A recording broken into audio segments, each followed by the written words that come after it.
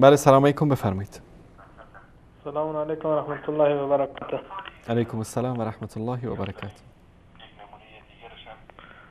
با استاد انصاری میخواستم صحبت کنم. دارید با من صحبت میکنید برادر عزیز، صداتون داره پخش میشه، بفرمایید. سلام علیکم و رحمت الله و برکاته جناب انصاری عزیز. سبحان الله، ما بسیار به تماس شدم، فکر نمیکردم که بتونم به شما به تماس شما. محمد علی هستم. محمد علی برادر عزیز، آلمان. الله مطالب ستم کنه آقای محمد علی. لطف کنید صدای تلویزیون رو ببندید برادر عزیز. چشم. بفرمایید. جناب انصاری، ما به تماس شدم که از محضر مبارک فیض ببرم و صدایتان به صورت مستقیم بود سلامت باشید. و در مورد یا آخوندا بخصوص آخوند قزوینی میخواستم چند نکته را برتان یادآوری کنم که اینها و دار و دسته اینا که در شبکه ولایت هستند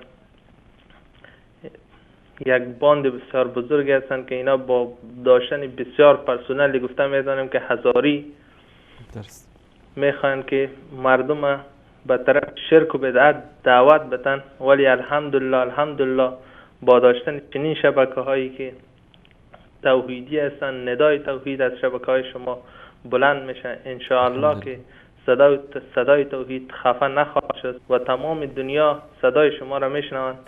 و از این خواستم که براتان زنگ بزنم و ازتان تشکر کنم. ما به عنوان یک جوان اهل سنت که در ایران پرورش پیدا کردم و بعد از رفتن به افغانستان و به کشور خودم با دیدن شبکه‌های شما، با دیدن شبکه‌های اهل سنت که چندانه تعداد محدود شمار هستند، با دیدن اینا تازه از دین خود و مذهب خود که حنفی هستم، از مذهب خود و از دین اهل سنت، از مذهب اهل سنت و دین پیامبر اطلاع پیدا کردم.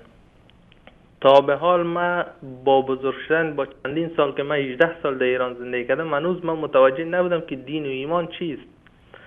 بعد از دیدن شبکه‌های شما تازه متوجه شدم که دین و ایمان چیست و از شبکه‌های شما میتونم اینو بگم که ما یک دید بسیار روشن و یک دید دیگر نسبت به دین و نسبت به مذهب اهل سنت پیدا کردم و از شما بسیار تشکر میکنم و از تمام دستاندرکارانی که در پشت صحنه هستن زحمت میکشن شبانه روزی تا این برنامه ها به دست نیازمندها برسم، نیازمندهایی که از لحاظ فکری چه از لحاظ معنوی در تنگنا قرار گرفتن به توسط این رژیم ایران که چه از شهروندان خودش و چه از شهروندان خارجی که در ایران زندگی میکنن، اینا گفتم میتونم که یک تنگنای سیاسی و یک تنگنای فکری قرار گرفتن که اهل سنت اجازه ادای نماز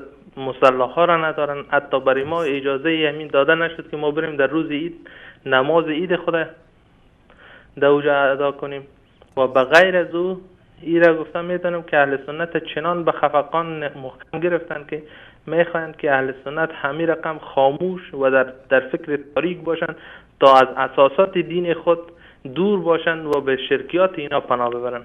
درست. تشکر از شما برادر عزیز.